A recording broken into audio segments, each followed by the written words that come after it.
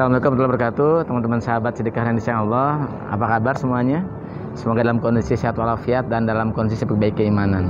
Apa kabar hati? Ini masya Allah nih, sebuah tema yang gak pernah habis, dimana hati menjadi sebuah permasalahan umat manusia kebanyakan gitu. Bahkan dari berbagai level usia, hati merupakan sebab hadirnya penyakit, baik penyakit fisik maupun non fisik.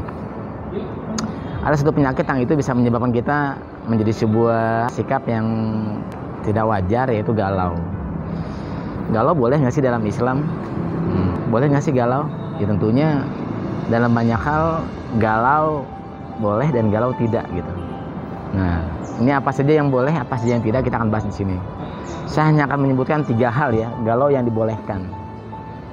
Yang pertama adalah galau karena kita ketinggalan ibadah.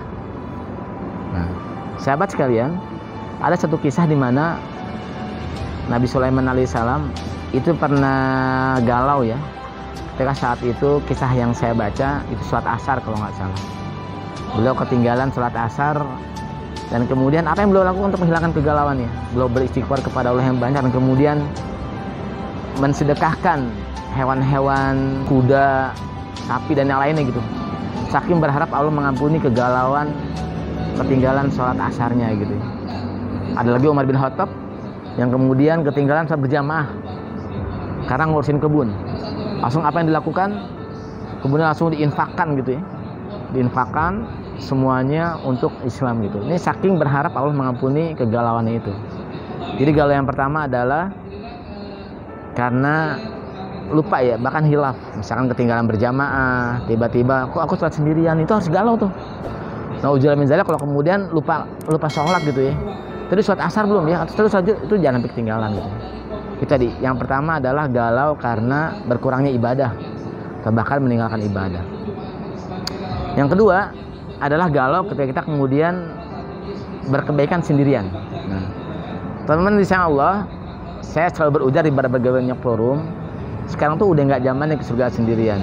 Sekarang zamannya ke surga bareng-bareng.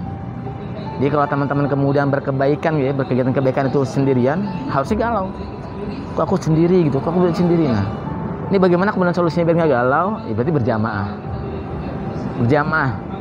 Ingat, di surat As-Saff ayat 4, innallaha yuhibbul ladzina yuqatiluna fi sabilihi shaffan ka'annahum bunyanun marsus. Jadi Allah mencintai hambanya yang berjuang dalam barisannya dalam kondisi seperti bangunan yang kokoh gitu. Dia harus berjamaah dan berjuang ke kebaikan. Yang terakhir adalah galau ketika kemudian waktu-waktu kita terpakai untuk hal yang sia-sia. Teman-teman insya Allah, dalam sebuah riwayat hadis bahwa para penghuni kubur itu galau ya mereka. Ya Allah, izinkanlah aku untuk kembali ke dunia untuk hanya beribadah sebentar saja gitu. Kenapa? Karena tadi menyanyiakan waktu, menjadikan waktu yang 24 jam ini menjadi waktu yang kemudian sia-sia, tidak bernilai ibadah. Oleh karena itu, yang ketiga adalah bagaimana kemudian kita digalau jika kemudian waktu kita dipakai untuk yang sia-sia. Hasan al-Banna pernah berujar, jika sia-sia itu ya, waktu-waktu yang kita pakai untuk sia-sia itu diberikan kepada kemaksiatan.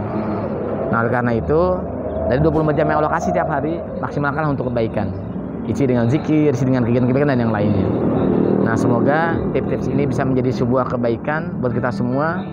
Dan ingat, galau itu boleh asal karena kita kekurangan ibadah dan juga lupa dengan Allah.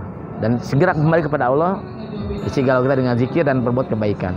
Karena dari satu kebaikan yang lain akan menghapuskan satu dosa pada dosa yang lain. Terima kasih. Abdul Aziz, Presiden Sedekah Harian. Assalamualaikum warahmatullahi wabarakatuh.